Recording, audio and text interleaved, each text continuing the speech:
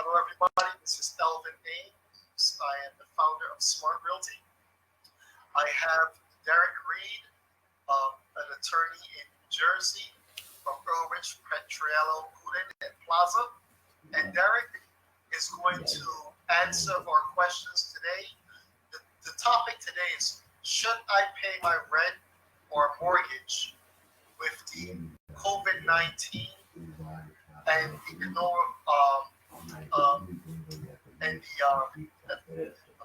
COVID-19 moratorium in place? Should I pay my rent or mortgage?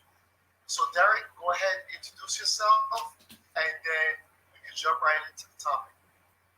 Yeah, thank you. As Elvin said, my name is Derek. I'm a partner with Irwich, Petriello, Plaza. We're a real estate-based law firm that headquartered in Newark, New Jersey. Been around since 1955, and my practice is focused on the representation of housing developers in the state of New Jersey. So this is what I do every day, and of course, one of the hot topics in the industry right now is the COVID-19 that's affecting not only our state, our country, but the world.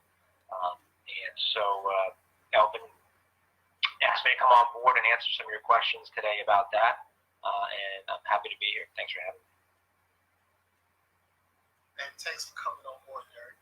So I'm going to jump right into it. There's a lot of misunderstanding about this rent and mortgage moratorium, this 90-day moratorium. And, there's a lot of confusion.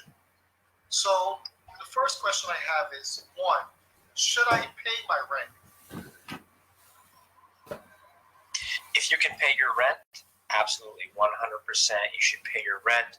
There is no waiver of rent that's been passed by anybody. It's simply that lockouts in the state of New Jersey have been stayed during the state of emergency and for up to 2 months after the emergency ends, pursuant to Executive Order 106, issued by Governor Murphy. But that executive order, in paragraph 2, specifically states that, reading right from the order, this order does not affect any schedule of rent that is due. So it's a difficult time. Everybody understands that. But if you can pay your rent, you absolutely should pay your rent. There's more stress on these buildings than at any time before. What do I mean by that? I mean, you have an entire tenant population sheltering in place at these buildings 24/7. I just spoke with one of my clients earlier today about the incredible increase in garbage removal costs because of everyone being at the property for 24/7. They had to hire extra carting services to remove the garbage.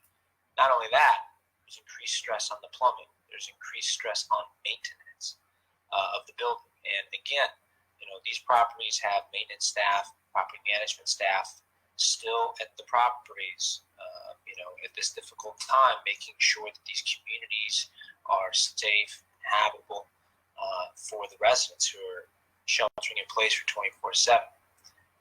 They can't continue to do that if tenants don't pay the rent.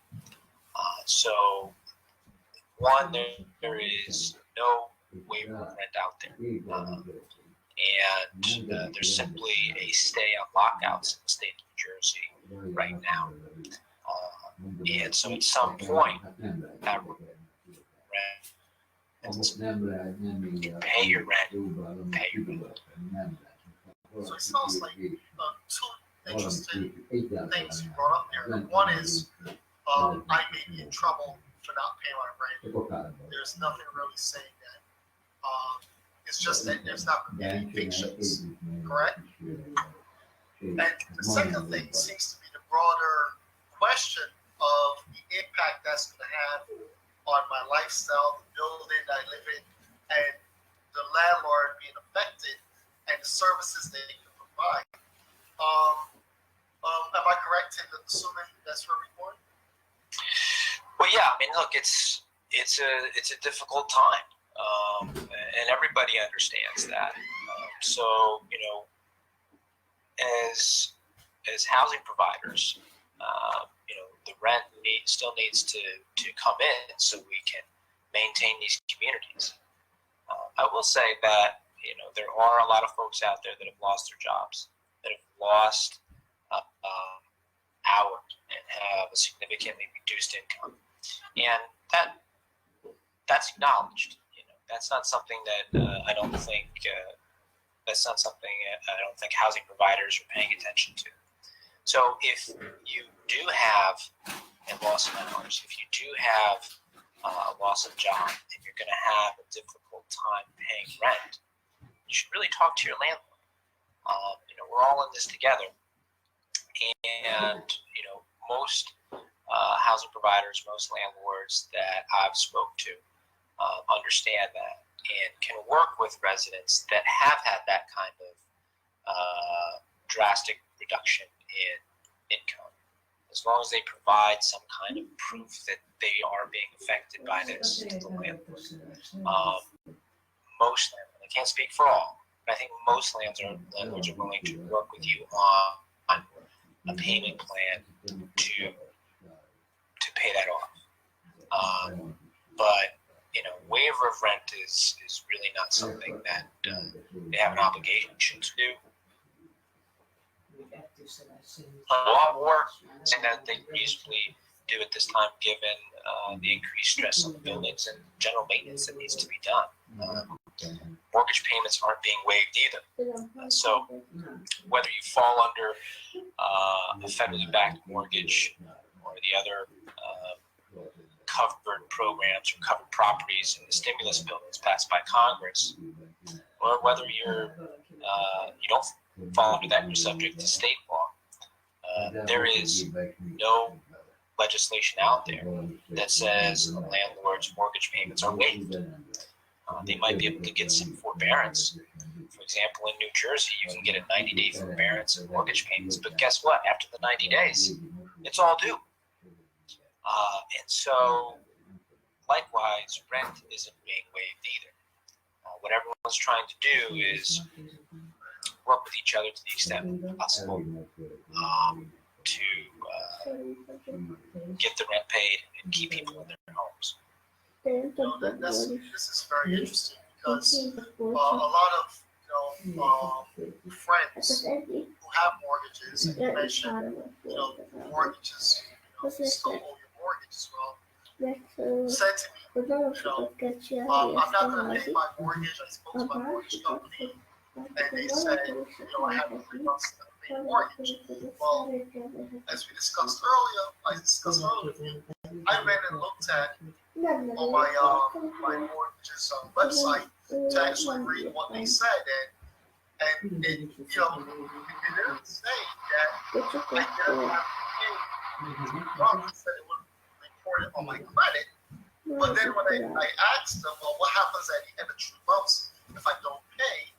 And they said we could work out a plan. Well, that sounded to me like was that I was basically in default and about to face foreclosure. I don't know if you want to expand on that a little bit. Well, look, there's a suspension on execution of warrants of removal and the like for foreclosure actions in the state of New Jersey for that state of emergency and for up to 2 months after the emergency.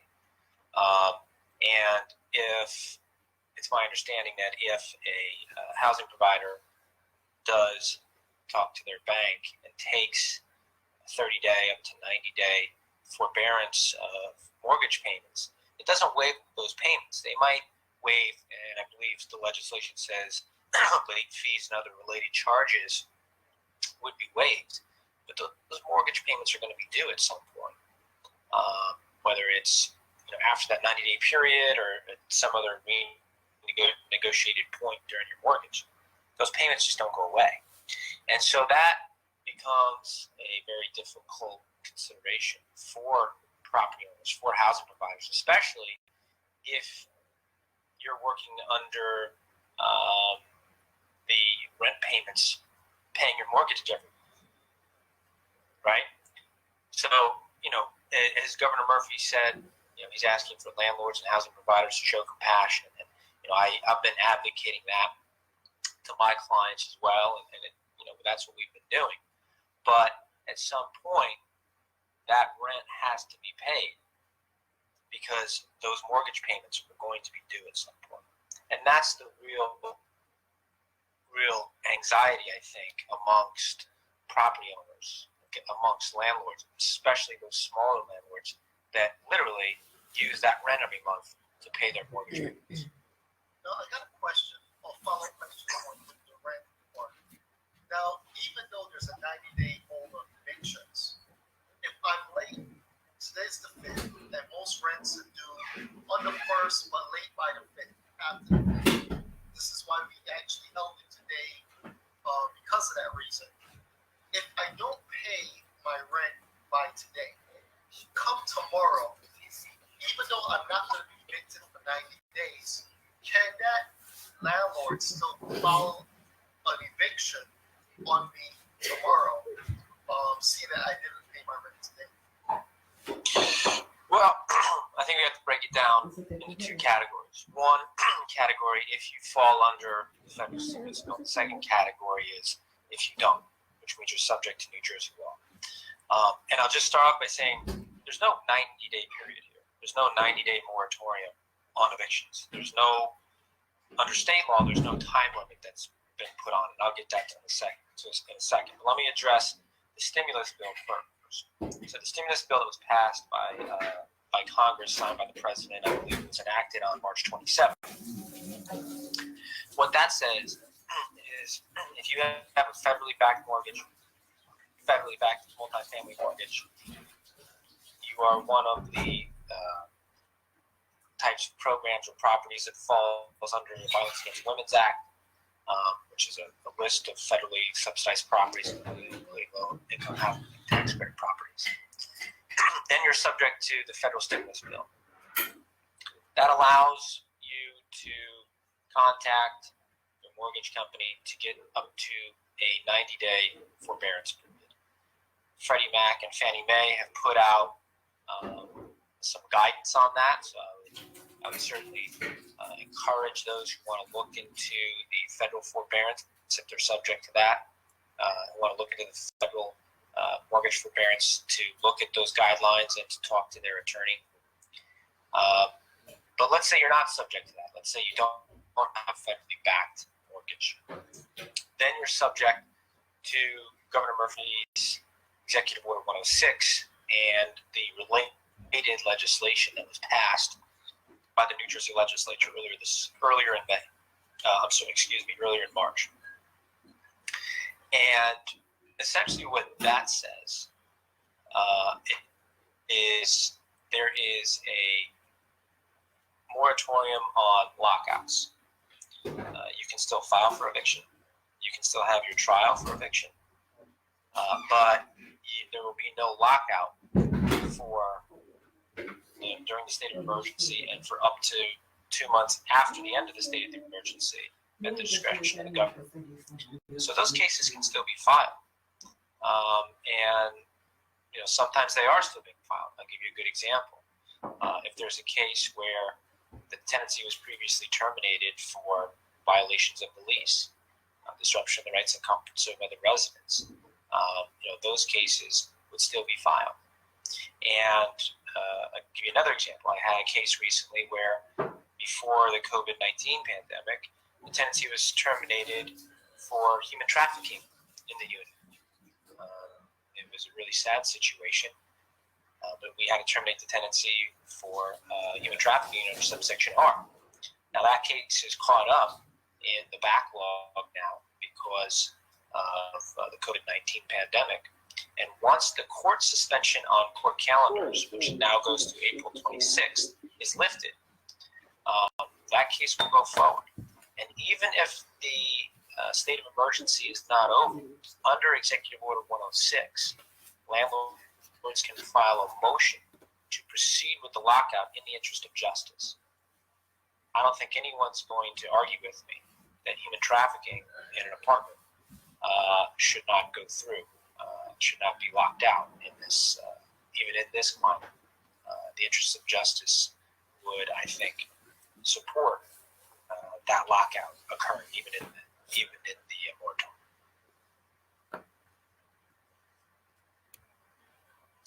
I can't hear you, Elvin. I don't hear you. Sorry about that. So I have a follow-up question about back to the eviction. You say that they would have to fall under the federal exemption. Is that what you say? Well, if you're a housing provider, if you're a landlord, right, or a federally backed multifamily mortgage, or you otherwise fall under the act, but most people are going to fall, at least that we're talking to today, I think are going to fall under, you have a Fannie Mae mortgage, you have a Freddie Mac mortgage. Then you have to apply for your mortgage forbearance, under the Federal Stimulus Act. The other part of that act, I think it's section 4024, prohibits you even filing for eviction for 120 days from enactment.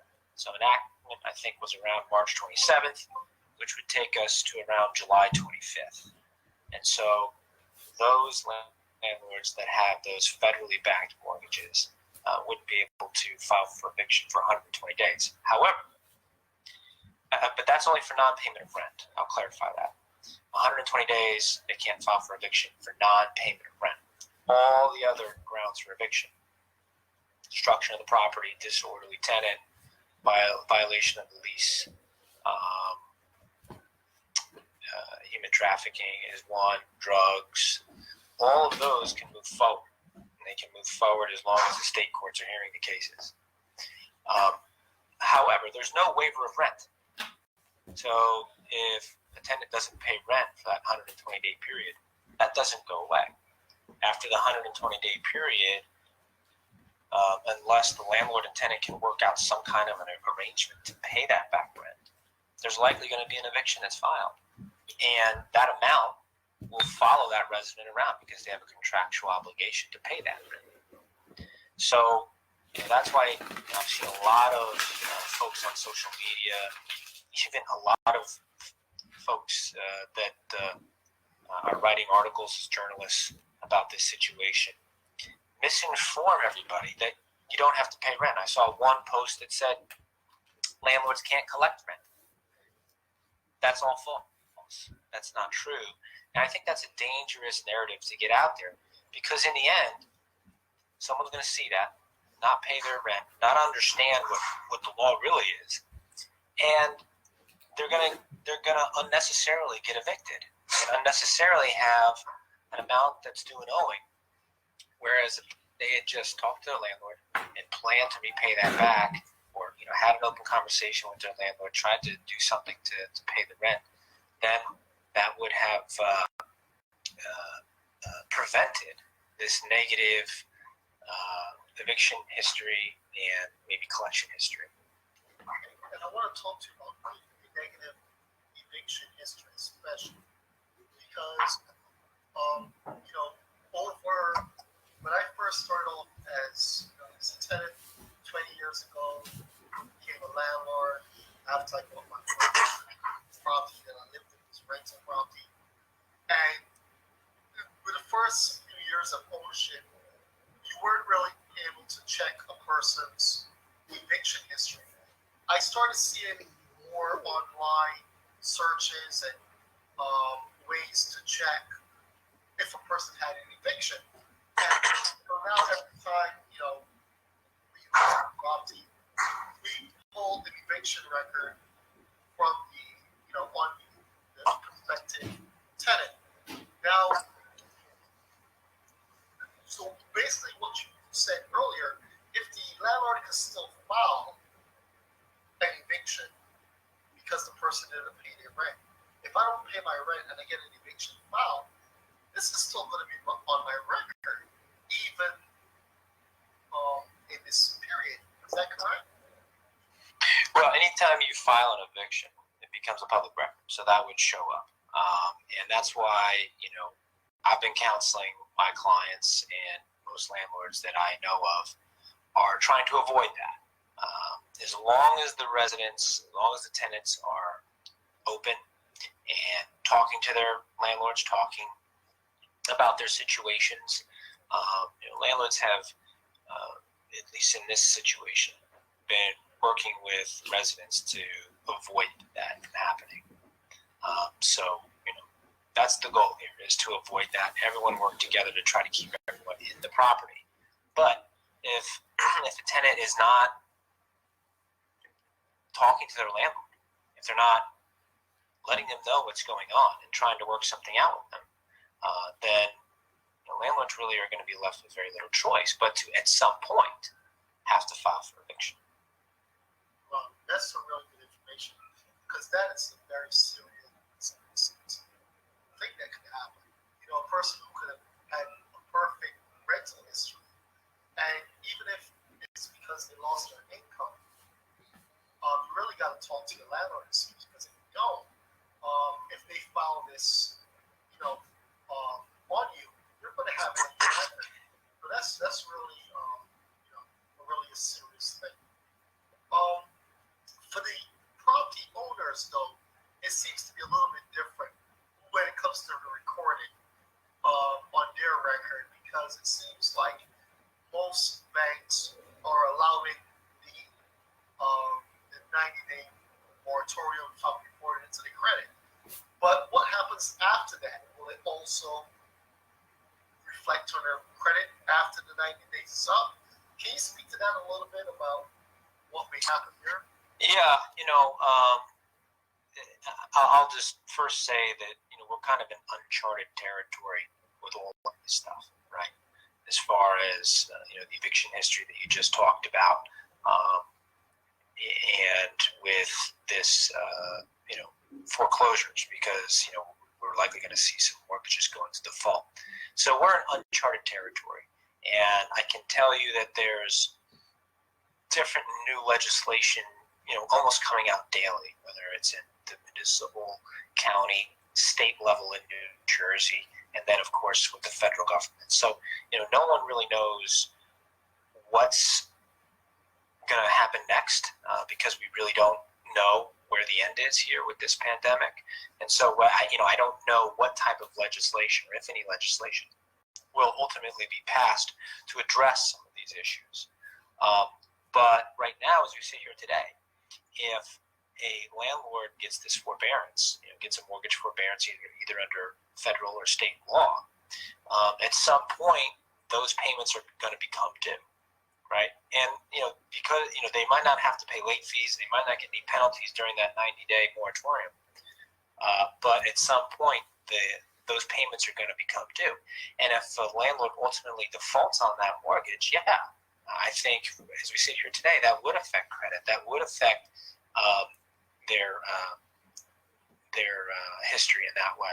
So we're in uncharted territory. We're trying to figure out how to get through this without that happening, but that's a very real possibility, because those payments aren't going away. So this can be a real trap that many folks are walking into, because of course, and this is why we had this interview. I wanted to clear up a lot of questions because this seems like a lot of false information being put out there. And I want to talk about late fees. Let's talk about late fees for tenants. Let's say, for instance, somebody does lose their job and they're unable to make rental payments. Can the landlord still force late fees on them if they're falling behind on the rent, even in this climate? So again, there's a twofold answer to that, and it depends on whether or not you fall under the stimulus bill or whether or not you fall under state law. So under the stimulus bill, the federal stimulus bill, if you if you get and qualify for the mortgage forbearance, you specifically, it says in the stimulus bill, you cannot charge late fees or other charges to your tenants during that time as well. However, even if you don't get the mortgage forbearance and you have a federally backed mortgage, so you're subject to the stimulus bill, Section 4024 says that you can't charge your residents additional fees. I would include late fees in that during the eviction moratorium, the 120-day eviction moratorium in the federal stimulus bill. However, in state law, there is no state law right now in New Jersey that says you have to waive late fees, or that you can't charge late fees, or that you can't give rent increases. So all of those things can be done right now if you don't fall under the stimulus bill in the state of New Jersey. However, Governor Murphy has come out several times in his press conferences and made it very clear that he frowns upon landlords and housing providers that are charging such fees, giving rent increases, charging late fees in this climate. And so, I've counseled my clients against that. And to my knowledge, many of my clients and housing providers that I'm aware of are not charging late fees, are not giving rent increases right now, as long as the residents talk to them, right? As long as there's communication, as long as they're trying to work something out.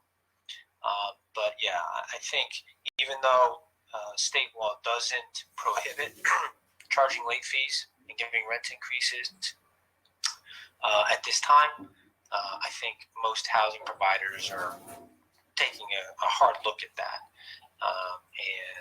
and not doing those things, not charging those fees.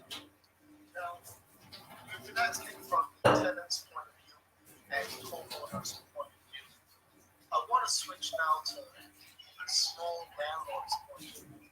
If I'm a small landlord and I depend on this rental to pay my mortgage, and I may fall out of the federal category, what should I do at this point? What advice do you have for me as a small-time landlord? Well, look, I think you have to have a conversation with your tenant. If your tenant's not paying rent, have a conversation with them and try to work something out. I mean, the tenant has to understand that you have bills too, and that you have obligations as well to make sure the property runs efficiently, safely for the tenant, such as what I talked about before, the removal of garbage. If utilities are included in the rent, the payment of utilities, and then of course the general maintenance of the property, insurance, things of that nature. So, we're all in this together. So a conversation with your tenant about, okay, what can you pay, and can we get you on a reasonable payment plan to pay this rent off over a period of time. And then at the same time, having a conversation with your mortgage company. The state law of New Jersey allows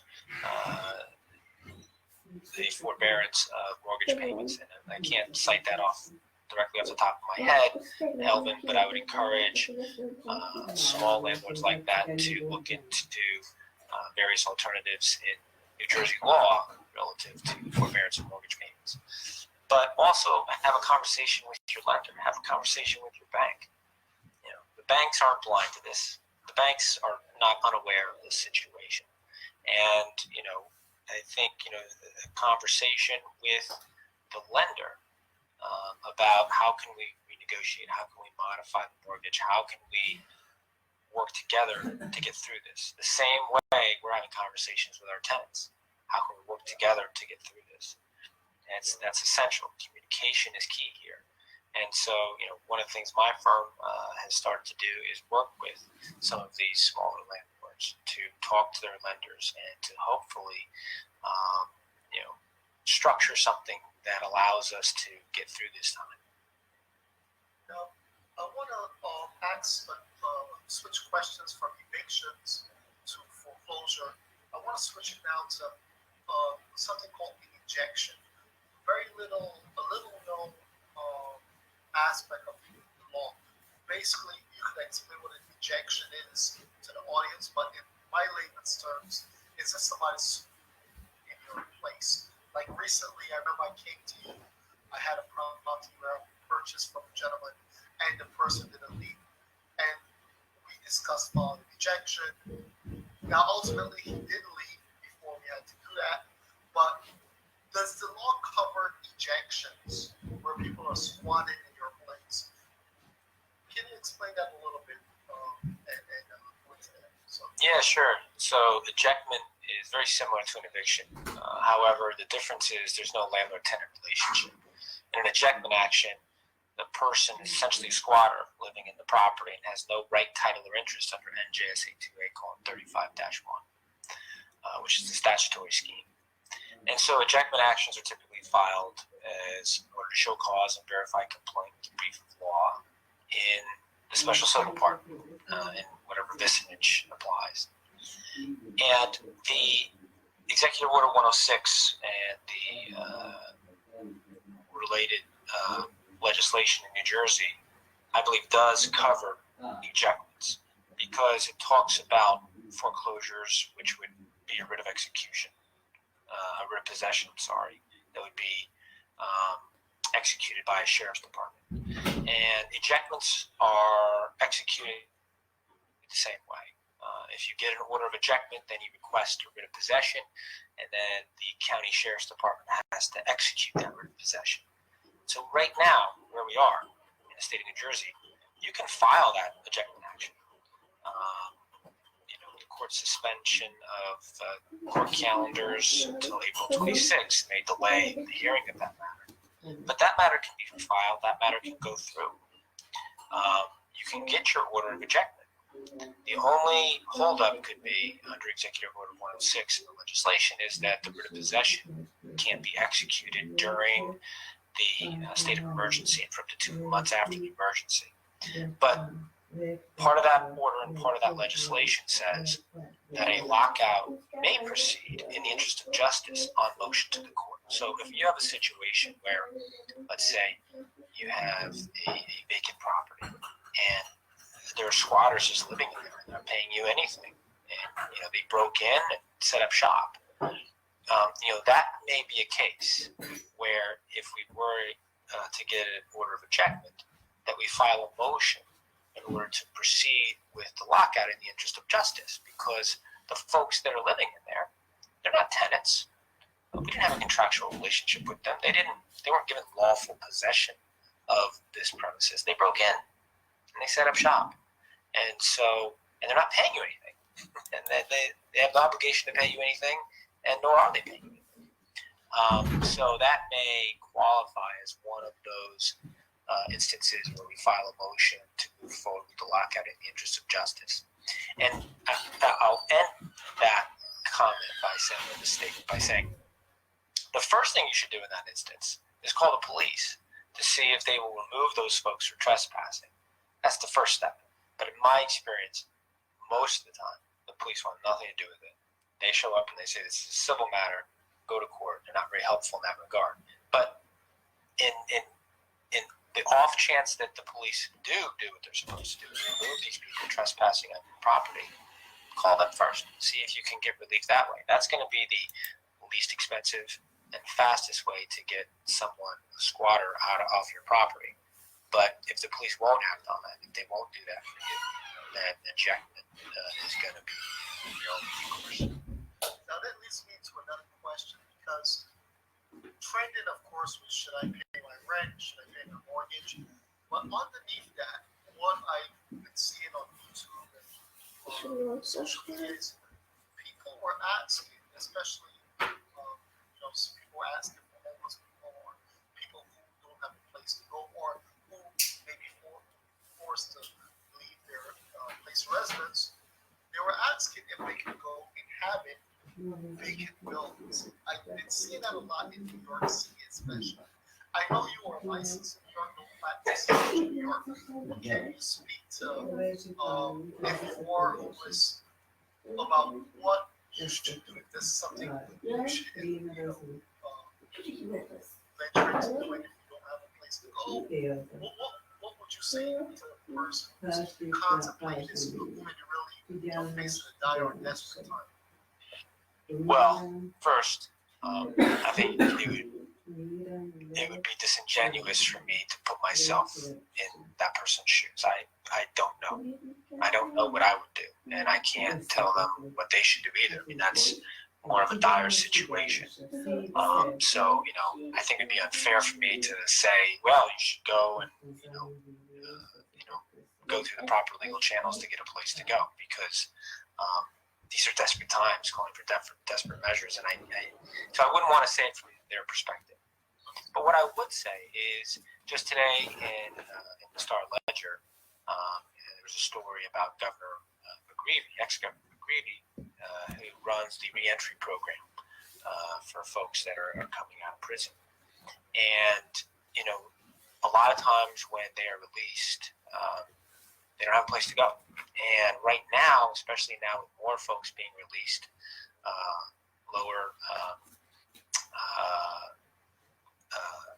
some of the least violent and lower level criminals are being released, lower level inmates, I should say, are being released. There's a need for a place for them to go, especially in the COVID-19 crisis. And during Sandy, and I read this in the article, the governor at that time, Governor Christie, had issued an order that allowed churches and houses of worship to become shelters, really. And so McGreevey is starting to use, even though the order hasn't been issued, is starting to use those churches as shelters to house some of the most at-risk folks, to get them homes, to get them a place to go. And so it'd be interesting to see whether or not Governor Murphy issues a similar order allowing churches to become shelters, so to speak. It's a little bit different situation because, shelters are folks living in close quarters to each other, and that's kind of counter to what we're trying to do now. But we do have a problem with folks that are homeless. Not only inmates being released from prison, but in general. And so what do?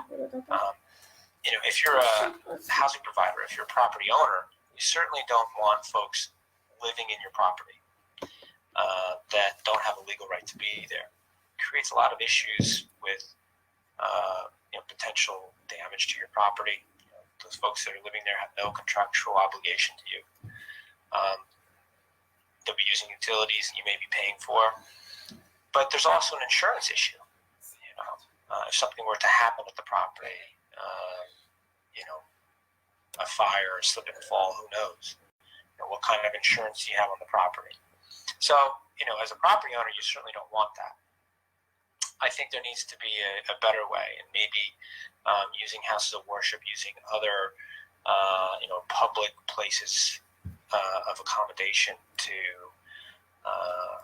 help house folks that need housing during this time, rather than putting them in private landlords' properties, which create a whole host of problems. Now, Derek, how long have you been practicing law in New Jersey? 16 years. 16 years. So you would have gone through the last recession we had, and you would have seen the evictions and the foreclosures. Obviously, this is unprecedented time. I'm saying the unemployment filings were 600,000. The last major recession we had, this one is 6 million within a week. So, based on what you saw, going on 12 years ago, right?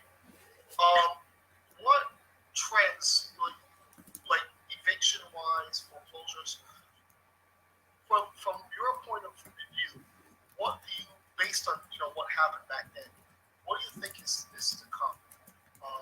For me as a tenant, as a homeowner, Well, I do remember 2008. I was practicing law at that time, and the housing crash and the recession that ensued. So I do remember that. But this is different. This is different because I'm not an economist, of course, but this hasn't happened as a result of economic conditions. This has happened as a result of the pandemic that literally has taken only a month to almost shut down our country.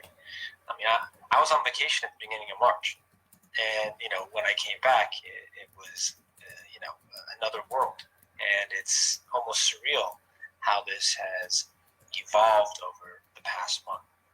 So, how this is going to play out, I don't know. I couldn't tell you. If I knew the answer to that question, I would be giving pressers to a lot bigger group of people. I just don't know. The federal government doesn't know. I don't think there's anywhere in this country, in this world, probably, that knows how this is going to end. So that's part of the anxiety in the market, I think, for housing providers especially, is where is the end here? And, how long this is going to go on. And it's got to be part of the anxiety and thoughts of tenants as well. How long is this going to go on? And when is my job going to come back? And is my job going to come back? We just don't know. So, how this all plays out, I don't know. I do know that we'll come out of it. I do know that we will be fine on the other side, but there might be some hard times between then and now. One thing about us as Americans is, we're pretty resilient. We've been through a lot. The Surgeon General today, mentioned that this is our Pearl Harbor moment, that this is our 9/11 moment, and we've prevailed through all of those things, and prevailed really, stronger on the other side. So, it's a tough question to answer, Alvin. In fact, I'd be lying if I did answer it and tell you how this is going to end. I think everyone's taking it day by day. Like I said, we're all in this together, trying to work together as best we can. And then, hopefully it ends sooner than later, right? And just a little personal thing on that. Me and my brother Sebastian, and then we both served. I was in the Marines, then I went to the Army National Guard. He's in the Army National Guard, and of course, before we even knew about it, the military had he knew what was going on, and he got activated early in February to start training for this. And currently, he's in a call center right now. And when I was in the Marines, I was the NBC NCO. This is back in '98,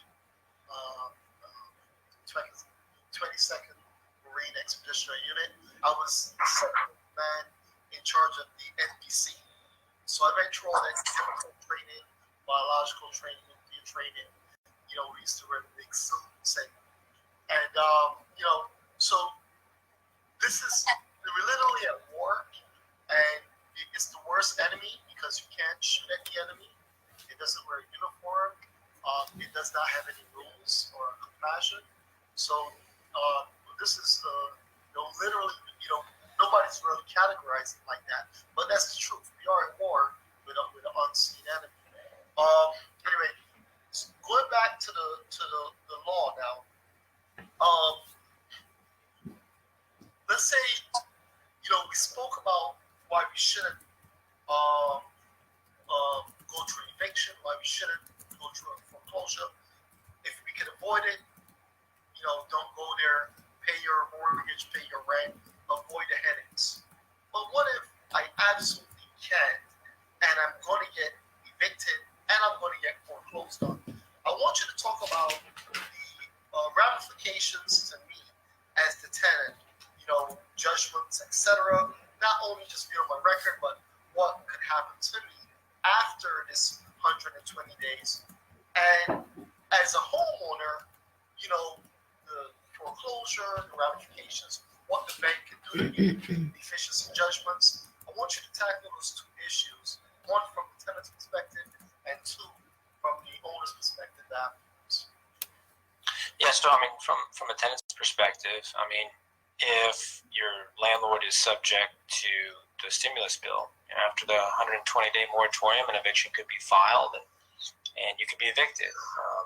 There could also be a collection action filed against you for the money that's owed, because remember, leases are considered contracts, and so there could be another action, filed against you for the money that could follow you around, and bank levies, asset levies, in addition to the eviction, removal of you from the home. If you don't fall under the federal stimulus bill, if your landlord doesn't fall under the federal stimulus bill, then there could be an eviction, filed now. And once the moratorium on lockouts is up, then you could be locked out. Then even sooner than the 120-day moratorium under federal law. And again, a collection action could be filed against you to recover the amounts that you're due and owing. So those are the extreme situations. Those are, I think, the worst case scenarios as far as eviction and as far as collection is concerned. There's obviously far worse scenarios that can happen, especially if you're personally, have to deal personally with a diagnosis or a close friend or family. So, I don't want to even comment on that. That's much worse. But that's why I think it's important, if you do have that kind of situation, to talk to your landlord and try to work with them. I often say, before this COVID-19 pandemic, one of the worst things for a landlord is eviction. Landlords aren't in the business of evicting people. It's counter to their business. Their business is to rent out an apartment and have someone pay them to rent it. If you're evicting someone, that's counter to your business. And there's a rough estimate as far as how much does an eviction cost. Well, there's the rent that the tenant owes you, then there's the cost of the eviction, and then once you evict that person from the property, you got to turn over the unit, and then you generally don't have someone waiting there to rent the property the next day. So there's going to be a couple months when you're trying to market it and rent to somebody else. You're going to be out $10,000 before you blink an eye. And probably more in this climate because of the moratorium on lockouts. So that's why I think if you're a tenant, from a tenant's perspective, try talking to your landlord and try to work with them on a payment plan. Try to work with them on, something to pay something towards the rent. And to be able to show them that you have lost your job or that you have had a reduction in income. Because if you haven't, you should pay your rent, right? If you still are working, you haven't had a loss of job or a loss of hours, you should still pay your rent rather than go behind and potentially have all these negative things happen. So, it's more of a working together to get through this. From a landlord's perspective,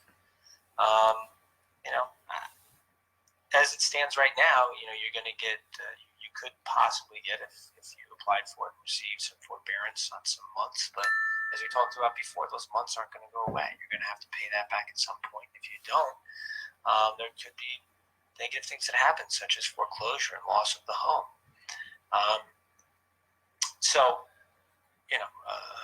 Will there be some legislation that's passed?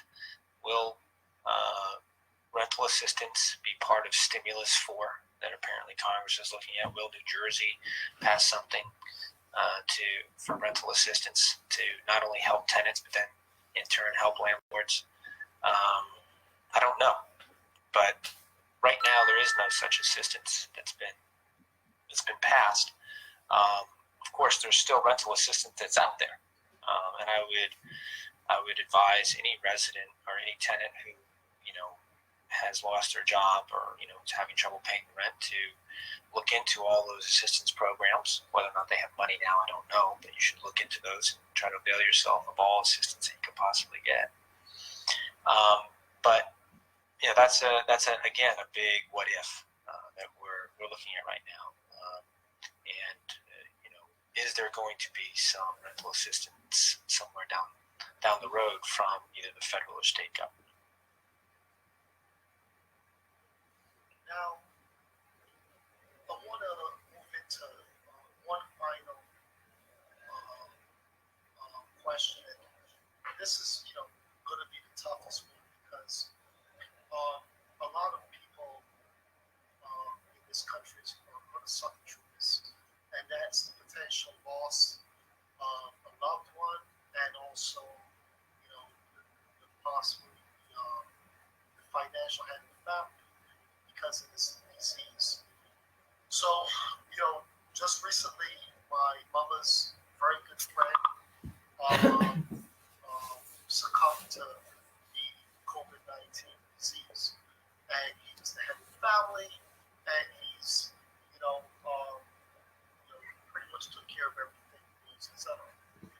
Now, at this time, should people who are afraid of this look into, creating trusts and wills and different vehicles to, in case something happens to them, they're able to pass on maybe life insurance. Can you speak to this? And do you guys, in your law firm, do you guys, help people create this type of vehicles to manage their estates, etc.? Well, first and foremost, sorry to hear about your friend's relative, and I've heard some of the same stories, and it's an unfortunate reality that we're in right now.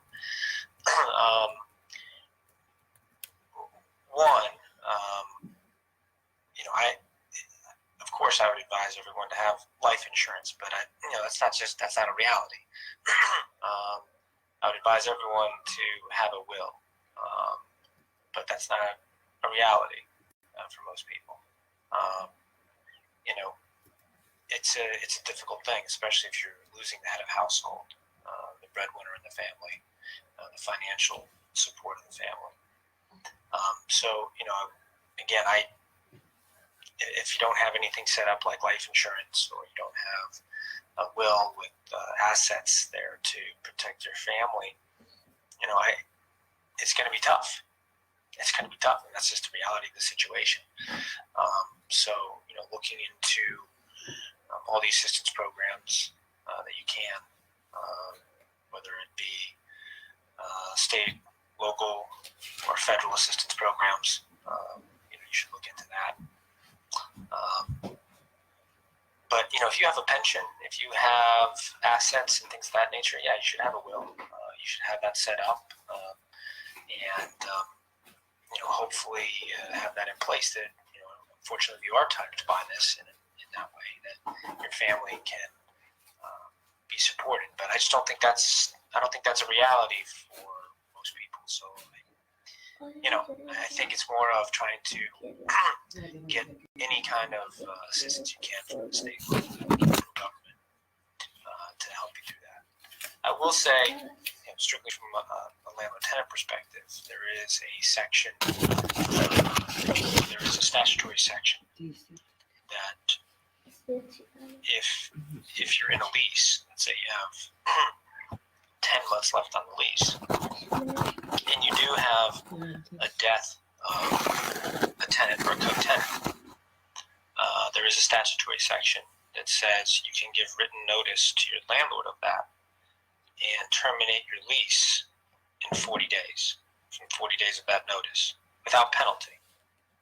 So that means that you can essentially get out of your lease, the other 10 months you have in the lease, without penalty, as long as you send your landlord a written notice saying that your tenant or co-tenant has deceased. And by law, you can terminate the tenancy in 40 days. The same is true if you have an illness. If a tenant or co-tenant becomes ill and can no longer live the property, needs to go to assisted living or something like that, usually happens with more elderly tenants. Likewise, you can terminate the tenancy on notice to the landlord in 40 days. and would not be liable for any additional months of the lease. So, there's that option there to help protect yourself financially, or at least get yourself out from under some of the potential financial obligations of the lease if you have a death or disability during the tenancy. Me personally, I'm a big fan of trust, property trust, assets, and to kind of avoid the probate situation, just because the way the trust is structured. Does your company um, create trusts for people and wills? And how would they be able to contact you or get a hold of your office to get this done? Because I'm pretty sure a lot of people right now will be interested in possibly setting this up because of the dire situation we're in. Yeah, maybe. And we do that all the time. We help clients set up their corporate structure, help them set up their real estate portfolio, structure it in a way that not only protects them liability-wise, plans for the future, but also to help them set up the most effective tax structure. We have tax attorneys at my firm that are also CPAs, which is a huge benefit to a lot of my clients, that they can come to our firm and get tax advice on how they should structure their business, how they should structure their real estate portfolio to most effectively set it up for taxes and things of that nature, including liability. So you can go to my website. You can Google my name, and my profile should come up. And give me a call. We can set you up. Derek, go ahead and spell out your name and spell out the website and phone number for us.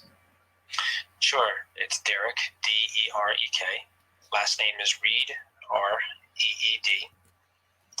My email is dreed, first initial last name, at epgp-law.com. That's dreed at E as in Edward, P as in Peter, G as in girl, P as in Peter, -law.com. And my direct line at the office is 973-854-6710. Just give me a call, shoot me an email, and we can talk about what your issue is and whether or not we can help you. And also, if anyone needs to get a hold of Derek, and you can always give Smart Realty a call. They'll put you in touch with him. SmartRealty.net is our website, and our office is 973-241-3003. For those who are interested in getting a hold of him, and especially to discuss a probate situation, you may have. We have an easy number, 1-800-PROBATE. That's 1-800-PROBATE. That calls directly to our investment company and put you in touch with Derek Reed. So, Derek, is there anything else you want to add that maybe I missed in the conversation before we wrap up? No, I think we covered a lot. There's a lot of complexity what's going on now, right? And as I said before, there's a lot of legislation that's being passed almost daily, it seems, and new information that's coming out almost daily. So my firm and I are keeping up on all of that, and in particular for the real estate industry. So if you have any questions on that, don't hesitate to give me a call. And again, we can try to get you up to speed on what's happening. So, Derek, thank you very much for sharing your Sunday with us. This has been a very informative hour. We're really appreciative. You cleared up a lot of information, a lot of misconceptions people had out there, and I want to thank you for spending some time in Smart Realty and really clearing that up for the audience. My pleasure. Take care, Albert. All right, have a good weekend. You too. Bye. So that's Derek Reed, Gallo. And you guys know how to get a hold of him now. So thank you for coming on now. And you know how to reach Smart Realty. If you have any questions or